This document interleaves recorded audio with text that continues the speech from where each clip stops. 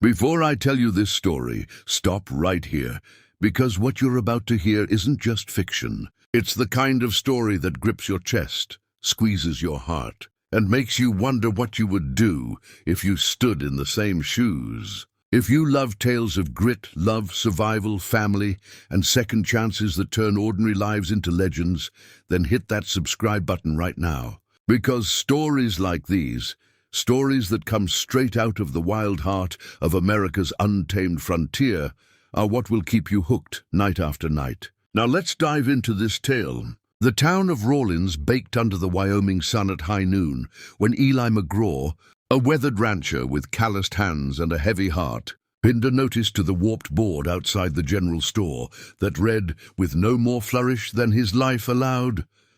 "Ranch cook wanted. Fair pay, hard work, room provided. Apply at the McGraw Ranch." He had not written it with any hope of luck, only necessity, for his ranch was slipping into ruin with cattle thinning, fences breaking and hired hands too unreliable to keep, leaving him alone with long days and silence too deep for comfort. And though he imagined some drifter might answer, a whiskey-worn man willing to work for bread, what came to his ranch gate the next morning was something altogether unexpected. A widow named Clara Dawson, dressed in a plain washed-out dress with dust on its hem, a bonnet shading tired eyes that still held a flicker of fire, and at her sides clung two small children, thin, hungry, and wary, clutching their mother's skirts as if she were their last defense against the cruel world. Her husband had died the year before in a railroad accident that left nothing behind but debts and grief. And with no family to take her in, Clara had decided with reckless courage to grasp the chance the notice offered, telling Eli with a firm voice that she could cook, she could work, her children would not be a burden. And though Eli stood silent at the gate, torn between disbelief and a strange sense of providence, he knew in his bones that this meeting was no accident. For on that dry wind that swept the open plain drifted not only dust, but the beginning of a story of hardship, danger, betrayal, and perhaps redemption. The kind of story that begins in hunger and loneliness, but grows into something neither the rancher nor the widow could have imagined.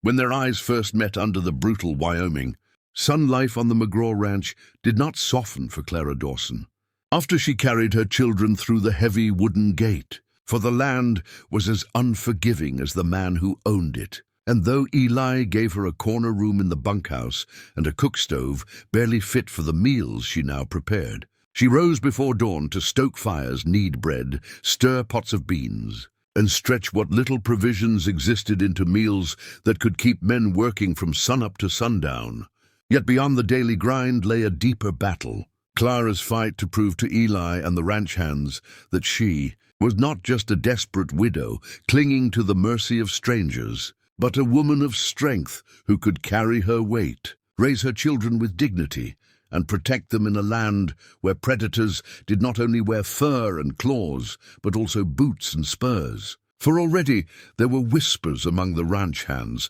that a woman on a ranch was bad luck, that her presence would distract, divide, and invite trouble. And trouble did come in the form of Nate Barlow, a neighboring rancher with greedy eyes set not on Clara but on Eli's land, who saw in McGraw's struggling fences and dwindling herd an opportunity to expand his own empire. And when Nate stopped by one evening under the guise of neighborly talk, his sharp glances at Clara and dismissive tone toward Eli carried more threat than courtesy, planting seeds of conflict that would grow in the days to come. Yet for Clara, the greater trial came not from outside enemies, but from the gnawing hunger in her children's bellies, the endless chores that bent her back, and the quiet moments at night when she heard the coyotes howl and wondered if she had made a mistake bringing her little ones into this wilderness. But each morning she rose again, her will harder than the cast iron she cooked with,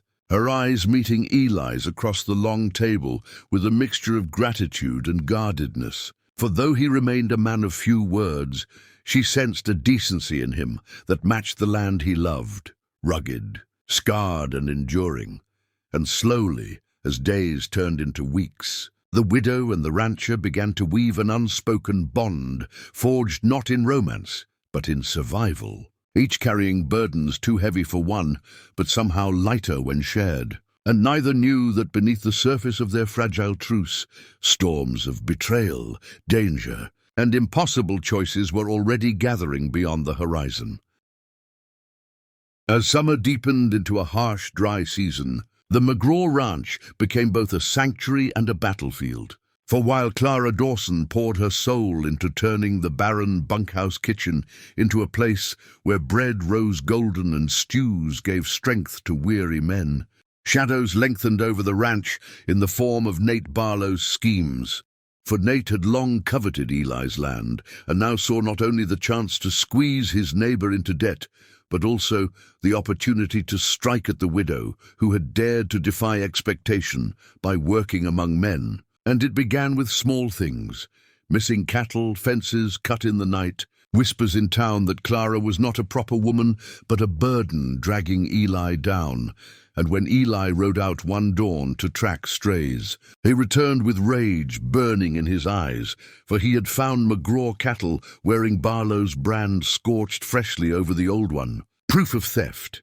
But the law in those parts was thin and often bought, and Eli knew a direct fight with Barlow could mean blood spilled in the dust. Yet even as the threat outside grew, the greater turmoil churned within the walls of the ranch house where Clara wrestled with exhaustion and fear, wondering if she had brought her children into another kind of ruin. For her boy, Samuel, had grown reckless, running with the ranch hands, eager to prove himself but too young to understand the danger, while little Mary clung more and more to her mother's skirts,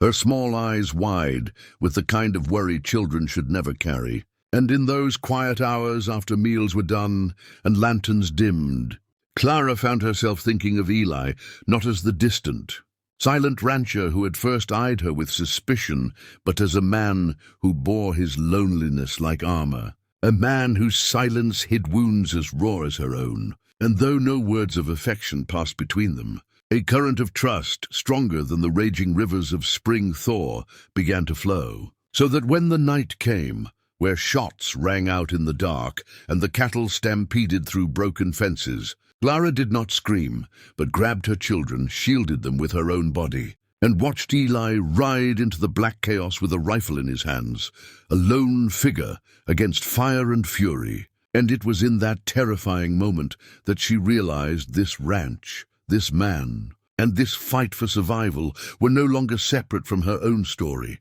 but bound to it like thread through cloth. And if they were to endure, she and Eli would have to stand not as widow and rancher, not as employer and servant, but as something far greater, partners forged in hardship, with enemies at their door and choices that would test every ounce of courage left in their weary hearts.